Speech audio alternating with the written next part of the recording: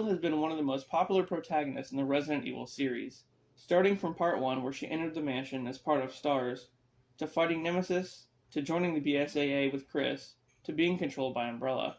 She has been through a lot. With that being said, let's take a look at the evolution of Jill Valentine.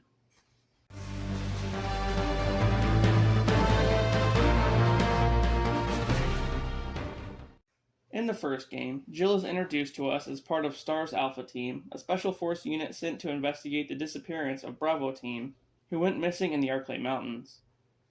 Once they arrive, things fall apart pretty quickly as the team is chased into a nearby mansion by a pack of wild dogs. Once inside, they get separated and are forced to endure strange puzzles and traps, all while dealing with mutated animals and zombies. Sounds like a pretty good time. The leader of Alpha Team, Albert Wesker, goes missing as well, and is soon discovered by Jill as a member of Umbrella, the pharmaceutical company who owns the mansion and the ones responsible for the creatures running around inside of it. A virus called the T-Virus was leaked, causing everything it came into contact with to turn into a zombie. And also, there's the Tyrant.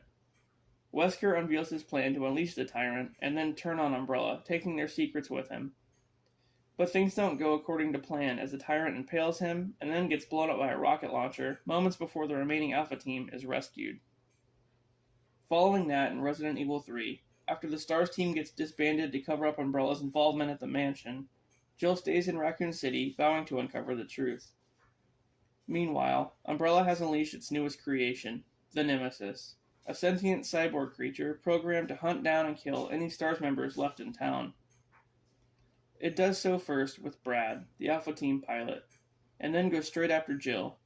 She manages to evade Nemesis for quite a while thanks to the help of Carlos, a member of an Umbrella countermeasure team sent in to rescue survivors. As they try to survive, Jill learns that the city is about to have a nuke dropped onto it to stop the spread of the T-Virus. And as that's going on, Nikolai, one of Carlos's teammates, unveils his sinister motive to profit off Raccoon City's destruction. Jill faces off against Nemesis one final time right before the city is destroyed. Years later, in 2004, Jill is now a member of the BSAA, a team similar to STARS that serves as a countermeasure to terrorism. A bioterrorist organization called Veltro attacked a small city called Terra Grigia, who plan on using a satellite to power the city via solar energy. As the attacks become too big to fight against, the city is torched by the satellite and left abandoned. A year later, Jill and her partner Parker are called back to the city after reports of BOWs have been spotted in the area, and that Chris and his partner Jessica went missing after the investigation. Jill goes to a ship called the Queen Zenobia, which is apparently where Veltro has been hiding. They discover that Veltro plans on infecting 1/5 of the Earth's oceans with the T-Abyss virus. Chris and Jill finally reunite and find the lab on the ship where the virus was created.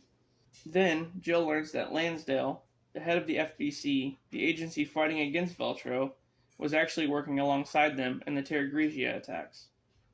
Chris and Jill head to another ship to confront the head of Veltro, who has injected himself with the T-Abyss. They defeat him and expose Lansdale's plot to the public. Not too long after that, Chris and Jill raid the home of Oswald E. Spencer after hearing that Albert Wesker is still alive. Once inside, they are confronted by Wesker, who has just killed Spencer, planning on taking his research for himself. Then, just as he's about to kill Chris, Jill tackles Wesker out of a window, presumably falling to her death. Sometime later in Africa, Chris is working with a new partner named Sheva, uncovering what happened in town regarding a new virus called Ouroboros. As time goes on, Chris is confronted by Excella Gion and Ricardo Irving, who work for Tricell, another pharmaceutical giant. They have with them a strange individual in a cloak, who later on is revealed as a brainwashed Jill, now sporting a glowing red device on her chest. In a battle against Wesker, Chris frees Jill from Umbrella's mind control, and she assists in taking down Wesker once and for all. And that's basically the end of her journey. Jill did pop back up in the Resident Evil 3 remake, which was mainly a retelling of the original, and in Operation Raccoon City, which also was a recap of RE2 and 3. So yeah, a lot of the same, really. In the Paul Anderson films, Jill was played by Sienna Guillory, who actually pulled off the look and demeanor of Jill quite well. It's the same story really, but Jill is pushed to a backup character behind Alice, which I hated right away. She helps Alice lead a group of survivors out of Raccoon City, And no, she doesn't fight Nemesis. Alice does. Then, in the later films, she gets controlled by Umbrella. This is straight out of RE5, and even the fight scene is pretty cool. But don't let me fool you, these movies are still trash. More recently, Jill was played by john-kamen in Welcome to Raccoon City. Die-hard fans of Resident Evil hated this casting, seeing as to how Jill was an amalgamation of herself and Forrest Speyer, but also because the actress isn't white. Who cares? She did really amazing. And this one is a merged plot from the first two games, with Jill going to the mansion and discovering that Wesker has a plan to screw over Alpha Team to profit off the G-Virus. And also, Wesker is her kind of boyfriend, I guess? Wow. Well guys, that was the evolution of Jill Valentine in the Resident Evil series. Thank you for watching, and I'll see you later.